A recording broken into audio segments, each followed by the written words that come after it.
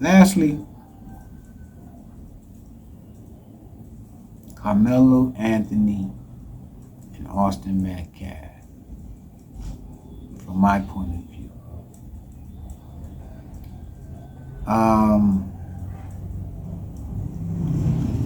One thing for sure, two things for certain is white people are scared to die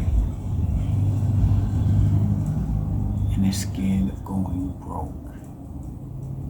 Matter of fact, going broke they might be more fearful of going broke than dying, because a lot of them, when they go broke, they kill themselves.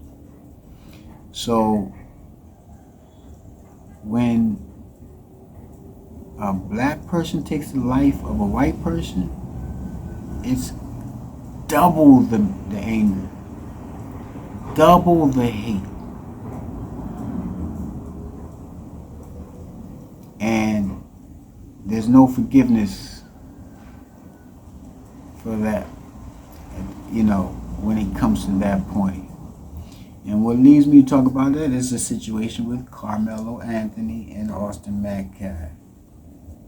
Sad, sad, sad situation. I'm not a violent person, but I do know that I've gone to school with a knife, and it was not just to have the knife. It was like, I had a problem, and if so and so got out of hand, you know what I mean, I'm prepared for it. You know what I mean? So I say that to say that, just because Karmelo Anthony went to school, or he wasn't even out of school, he went to a track.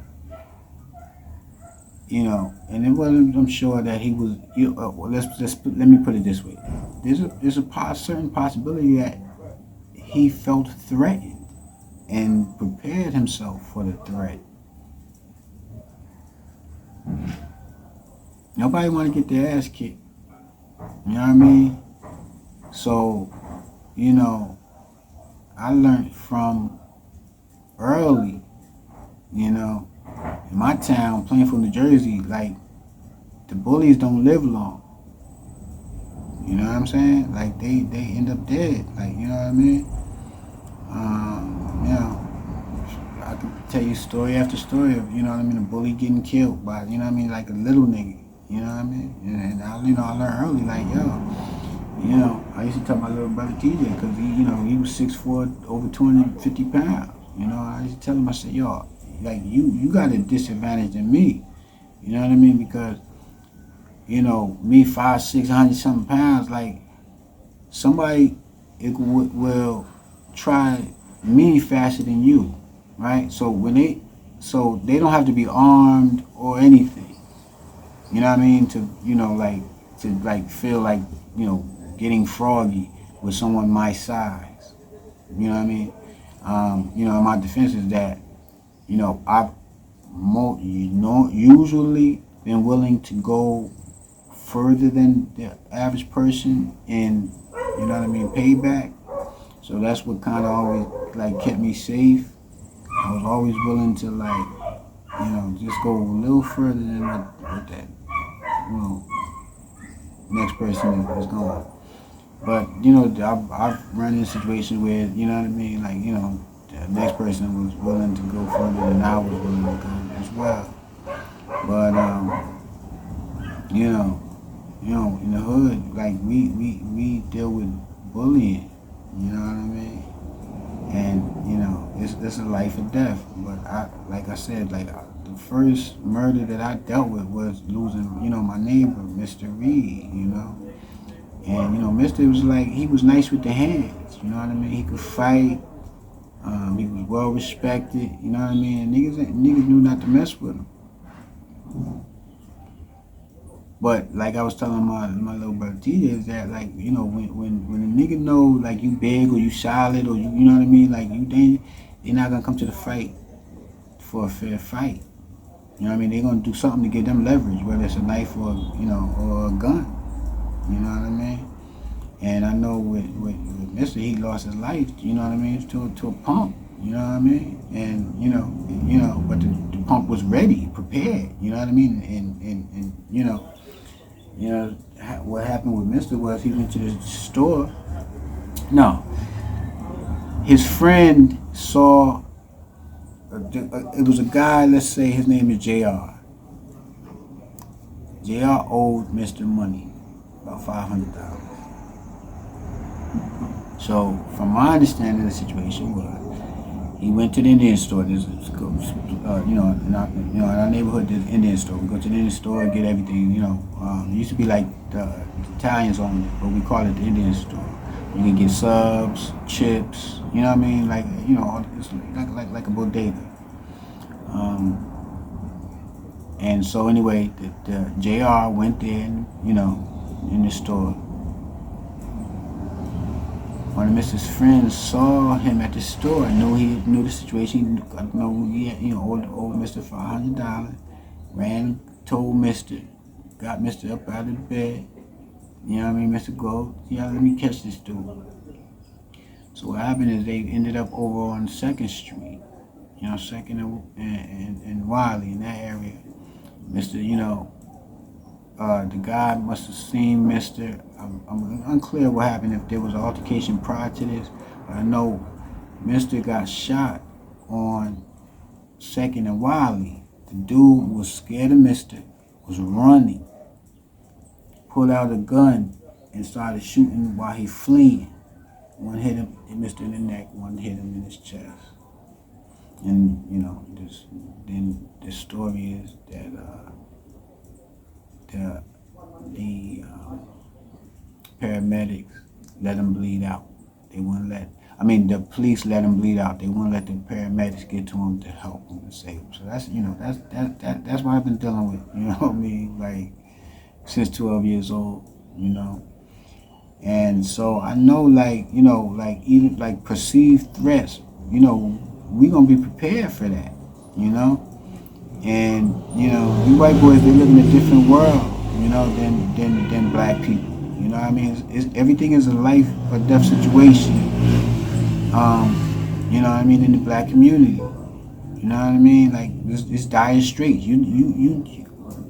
There's someone in our neighborhood that has nothing. They're in the lowest form of poverty in America. So they have nothing to lose.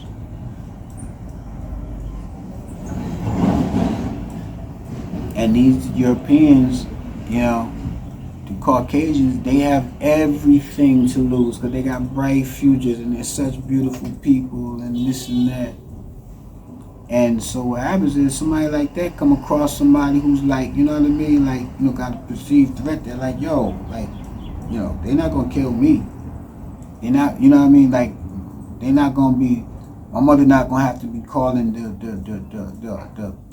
funeral parlor to make arrangements. You know what I mean? Or like I heard recently, black people don't want to be on the front row of the church. You know what I mean? We're gonna put your family on the front row of the church. You know what I mean? If there's a choice. So, we see the world different, But I'm not, and I advise no one to even feed into like a white person who has an alternating view on race, or because this thing is taking sides, black and white. And of course on the white side you always got some blacks that want to be white, and going to identify with the white cause. And that's what we're seeing, But I tell my brothers, like, never argue with a white person about race, And I'll never forget, I forget a few years ago, a dear friend of mine, she it was like something going on, like some riots or something. I think it was the guy from Sanford, Florida, Trayvon. What's his name? Trayvon Martin. But anyway, I'll if it's different, I'll rectify it. But And so there was like a lot of like white people saying crazy stuff, and one of my homegirls, like, she got, like, she was, having a discussion, what I mean, with a white guy about the situation, and you know what I mean. And so she tagged me, tried to get me in the conversation, was like, yo, G man, drop on this dude. And I checked her. You know what I mean? I said, yo, you don't never argue with a white man about white relations. You know what I'm saying? Like, there's nothing that you're gonna say to change their views. You know what I mean? Nothing. So it's a waste of time. You know what I mean? Like, let him go. You know what I mean? Suffer. Their time is up anyway. And that's why they're acting drastic right now. Because their whole world is collapsing. Whether black people know it or not, the white man's world is collapsing. Like, for example, with the trade war. Like, you think because America, has exceptionally high prices for the Chinese imports, that Chinese is going to suffer? China not going to suffer because China supplies the world. China runs Jamaica. You know what I mean? Like, most of the things that come to Jamaica for sale are coming through Chinese people, right? And Chinese people, they send the Chinese people over here to set up shop. Chinese person open up shop, and then when people come in and say, "What's this going to be?" the Chinese say, "What do you need?" You know what I mean? They make a list, and if say a box of Fruity Loops has 3 checks on it, but you know what I mean, jeans only got 1 check on it. They're going to invest in the Fruity Loops and make sure that's what they have there for the customer, so that when the customer come, they're going to get their Fruity Loops because 3 people asked for the Fruity Loops. So they're prepared. Where they getting it from? They're getting it shipped from China. So all of that, tariff and all that, is going to hurt white people more than anybody. Because black people are just by nature, we figure things out on how to survive. You know what I mean? But it's like the what is it to think the white people concerned with? Do you know who's God to them? Guns, oil, and diamonds. All right, that's what they're concerned about. They want to make money. And their time is up because the world doesn't revolve around the dollar anymore, so they can't really call shots. China is about to come out with a digital currency. And me being from Jamaica, you don't think I'm about to set up shop and have things delivered here from Jamaica and market them in America? You don't think I'm not? So I'm gonna leave it there. You know what I mean? My thoughts for this Sunday morning. I actually recorded it Monday morning because I had a lot going on lately, and I haven't been able to do the recording like I have. So I have to readjust my schedule, and I'm going to be doing this more frequently. At least record a show a week. But as always, I'd like to thank everybody for their support, the continued support, the likes, the subscriptions, the comments, the PayPal, all of that. And as usual, love, peace, and happiness.